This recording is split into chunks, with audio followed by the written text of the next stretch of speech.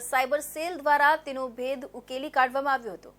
65 વર્ષના વૃદ્ધને 19 દિવસ digital arrest કરવામાં આવ્યા હતા। સીબીઆઈ આરબીઆઈના લેટર વોરંટ બતાવી તેમની પાસેથી 64 લાખ પડાવી લીધા હતા। આ બાબતે સાયબર સેલને જાણ કરતા આરોપીની કર્ણાટક ખાતેથી ધરપકડ કરવામાં આવી હતી। શહેરમાં સાયબર ગુનાહિત પ્રવૃત્તિઓમાં વધારો થઈ રહ્યો છે અને તાજેતરમાં એક ચોંકાવનારી ઘટના સામે આવી છે। 65 વર્ષીય વૃદ્ધને 19 દિવસ સુધી ડિજિટલ એરેસ્ટમાં રાખી મોટા પ્રમાણમાં રકમ પડાવી લેવાનો કિસ્સો સુરત સાયબર સેલ દ્વારા ઉકેલવામાં આવ્યો છે। કેનરા બેંકના એકાઉન્ટમાં 6.80 કરોડ રૂપિયા જમા થયા હોવાનો ભ્રમ ઊભો કરી આ એકાઉન્ટ નરેશ ગોહિલ નામના વ્યક્તિના હોવાનું અને આ રકમમાંથી 80 લાખ રૂપિયા કમિશન આપવાના હોવાનો પ્રલોભન આપી 65 વર્ષના વૃદ્ધ સાથે મોટો સાયબર ઠગાઈ કિસ્સો બન્યો હતો।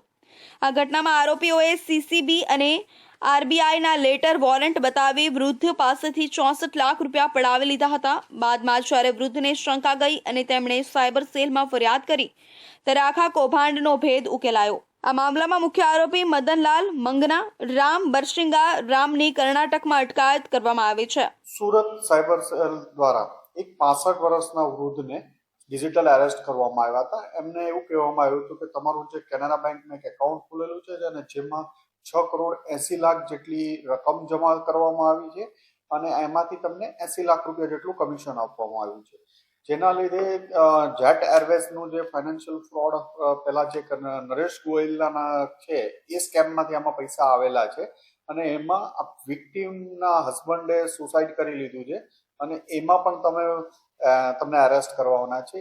એવું પ્રેશર અલગ અલગ એને સીબીઆઈ આરબીઆઈ એના લેટર પેડ વોરંટ વગેરે બતાવી અને એમની પાસેથી 64 લાખ રૂપિયા જેટલી રકમ પડાવી લેવામાં આવી હતી। સુરત સાયબર સેલ દ્વારા આ ગુનાની તપાસ દરમિયાન એમને કર્ણાટક બાંગ્લોરમાં એક ઇસમ મદનલાલ સન ઓફ મગનારામ બરસિંગા બિશ્નોઈ ને મુદ ફલોદી રાજસ્થાનનો રહેવાસી છે, જે કર્ણાટક હાલમાં રહેતો હતો અને કર્ણાટક બેંગ્લોરથી એની ધરપકડ કરવામાં આવી છે। ડીસીપી ભાવેશ રોઝિયા જણાવ્યું હતું કે આ પ્રકારના સાયબર ગુનાઓમાં લોકો પલમાં ભોળાઈ જાય છે। અમે લોકોને અનુરોધ કરીશું કે કોઈ પણ લાલચ કે ભ્રમમાં આવીને કોઈ માહિતી શેર ન કરે અને શંકાસ્પદ કિસ્સાઓમાં તુરંત પોલીસનો સંપર્ક કરે।